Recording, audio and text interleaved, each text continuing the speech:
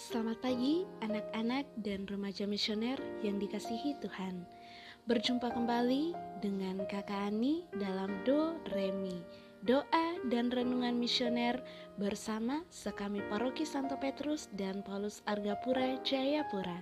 Pada hari ini, Jumat 18 November 2022, merupakan pekan biasa ke-33. Hari ini kita akan merenungkan sabda Tuhan dari Injil Lukas pasal 19 ayat 45 sampai 48. Sebelum kita membaca dan merenungkan sabda Tuhan, marilah kita menandai diri kita dengan tanda kemenangan Kristus dan berdoa. Dalam nama Bapa dan Putra dan Roh Kudus. Amin. Allah yang Maha Kasih, kami mengucap syukur kepadamu atas segala rahmat penyertaan yang senantiasa Engkau nyatakan di dalam kehidupan kami. Di mana nyata Bapa, Engkau telah menyertai kami dalam tidur kami sepanjang malam tadi, hingga kami dapat bangun di hari yang baru ini. Kini kami akan merenungkan sabda-Mu, kiranya Engkau mencurahkan Roh Kudus-Mu atas kami. Semoga dengan daya Roh Kudus-Mu itu, Engkau membuka telinga dan hati kami untuk mendengarkan sabda-Mu, dan menerangi budi dan hati kami untuk memahami sabda-Mu. Doronglah kehendak dan tekad kami untuk mengamalkan sabda-Mu dalam hidup dan perutusan kami sehari-hari. Demi Kristus Tuhan kami, amin. Tuhan beserta kita dan serta-Mu juga. Inilah Injil suci Yesus Kristus menurut Lukas. Dimuliakanlah Tuhan. Lalu Yesus masuk ke bait Allah, dan mulailah ia mengusir semua pedagang di situ. Katanya kepada mereka, "Ada tertulis, rumahku adalah rumah doa, tetapi kamu menjadikannya sarang penyamun." Tiap-tiap hari ia mengajar di dalam bait Allah. Imam-imam kepala dan ahli-ahli Taurat serta orang-orang terkemuka dari bangsa Israel berusaha untuk membinasakan dia. Tetapi mereka tidak tahu bagaimana harus melakukannya, sebab seluruh rakyat terpikat kepadanya dan ingin mendengarkan dia. Demikianlah sabda Tuhan. Terpujilah Kristus. Adik-adik dan remaja misioner yang dikasihi Tuhan, bacaan Injil hari ini berbicara tentang bait Allah yang disalahgunakan. Dalam bacaan Injil hari ini, Yesus berkata, "Rumahku adalah rumah doa, tetapi kalian telah menjadikannya sarang penyamun." Adik-adik dan remaja misioner yang dikasihi Tuhan, bisakah kalian membayangkan jika pergi ke gereja dengan niat bisa kusyuk berjumpa dengan Tuhan di dalam doa, tetapi yang terjadi justru di luar dugaan kalian? Mungkin bukan seperti sarang penyamun, tapi sekeliling gereja penuh dengan pedagang makanan. Umat banyak yang memilih duduk di luar gereja, duduk sambil memesan makanan, bahkan ada yang makan padahal misa sedang berlangsung. Atau mungkin bukan hanya pedagang makanan. Bagaimana para orang tua yang menjaga anak-anak mereka yang berkeliaran di sekitar gereja? Apakah Anda bisa melakukan doa dengan baik? Itu belum termasuk perasaan lain yang bisa saja muncul.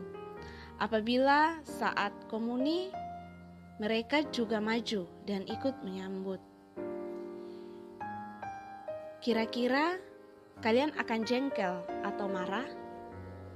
Atau jangan-jangan kita juga adalah termasuk orang yang membuat orang lain tidak nyaman berdoa selama misa karena kita sibuk dengan handphone kita.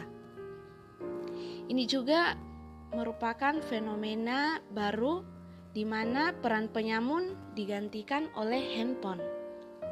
Bahkan terkadang pada saat misa ada saja orang yang sibuk dengan handphonenya, seolah-olah dunia itu akan hancur bila tidak menjawab chatting dari teman atau dari siapapun itu.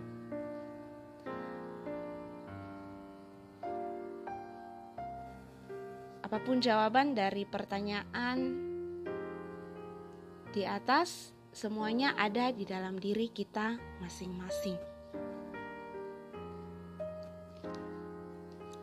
Adik-adik dan remaja misioner yang dikasihi Tuhan, dalam bacaan Injil hari ini dikisahkan tentang Yesus yang marah.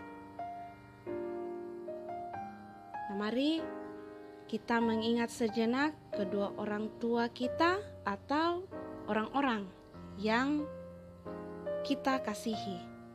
Mari kita ingat kembali kapan orang tua pernah memarahi kalian atau orang-orang terkasih memarahi kalian.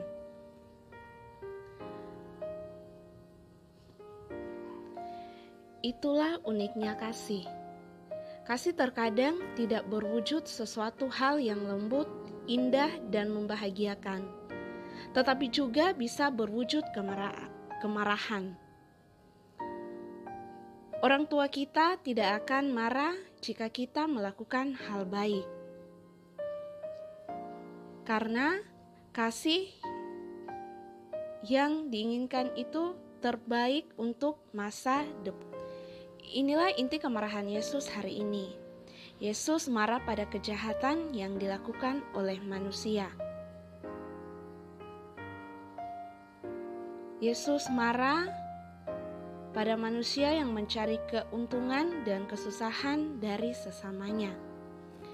Yesus marah pada segala bentuk kejahatan manusia.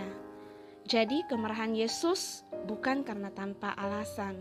Yesus marah karena cintanya bagi kita semua. Yesus selalu mencintai kita tanpa batas, dan Yesus berharap supaya kita dapat bertobat dan kembali kepadanya. Merenungkan kemarahan Yesus karena bait Allah dijadikan sarang penyamun, kira-kira bagaimana bila hati kita yang dipenuhi oleh kejahatan? Tubuh kita ini lebih dari gedung gereja. Tubuh kita adalah bait Allah sendiri. Tempat kita berjumpa dengan Allah. Biarlah hari ini Yesus masuk di dalam hati kita dengan kemarahannya dan mengusir semua kejahatan dalam hati kita, serta membersihkan luka-luka hati kita yang menyakitkan dengan air matanya, agar kita layak menjadi kediamannya. Semoga demikian. Marilah kita berdoa, doa anak misioner Indonesia. Tuhan Yesus, Engkau diutus Bapa menjadi berkat bagi dunia, menjadi selamat bagi manusia. Utuslah kami anak-anak-Mu di Indonesia untuk menjadi sahabat yang kuat bagi yang lemah, sahabat yang rela berkorban bagi yang menderita payah, sahabat penghibur bagi yang sakit dan gelisah. Tuhan Yesus, kami pun ingin menjadi utusan-utusan kecil-Mu, teman setia bagi yang tersingkir terlantarkan, teman bicara bagi yang kesepian terlupakan, sobat yang gembira bagi yang sedih dan susah, sobat penuh penghargaan bagi yang tak dicintai. Tuhan Yesus, utuslah kami kini dengan bantuan Roh Kudus-Mu menjadi garam dan ragi yang baik menjadi terang dan obat yang cemerlang, membawa kegembiraan dan pengharapan. Tuhan Yesus, kuduskanlah badanku dan sucikanlah jiwaku. Kupersembahkan diriku padamu hari ini. Berkatilah semua anak dimanapun juga. Berkatilah semua orang yang kami jumpai, siapapun juga. Amin. Bapa kami yang ada di surga, dimuliakanlah namamu. Datanglah kerajaanmu, jadilah kehendakmu di atas bumi seperti di dalam surga. Berilah kami rezeki pada hari ini, dan ampunilah kesalahan kami, seperti kami pun mengampuni yang bersalah kepada kami. Dan janganlah masukkan kami ke dalam pencobaan, tetapi bebaskanlah kami dari yang jahat. Amin. Salam Maria, penuh rahmat Tuhan sertamu. Terpujilah engkau di antara wanita, dan terpujilah buah tubuhmu Yesus. Santa Maria Bunda Allah, doakanlah kami yang berdosa ini sekarang dan waktu kami mati. Amin. Kemuliaan kepada Bapa dan Putra dan Roh Kudus, seperti pada permulaan sekarang, selalu dan sepanjang segala abad. Amin. Anak dan remaja misioner yang dikasihi Tuhan, marilah semoga sepanjang hari ini kita selalu dijaga, dibimbing, dan disertai oleh Allah yang Maha Kuasa. Dalam nama Bapa dan Putra dan Roh Kudus.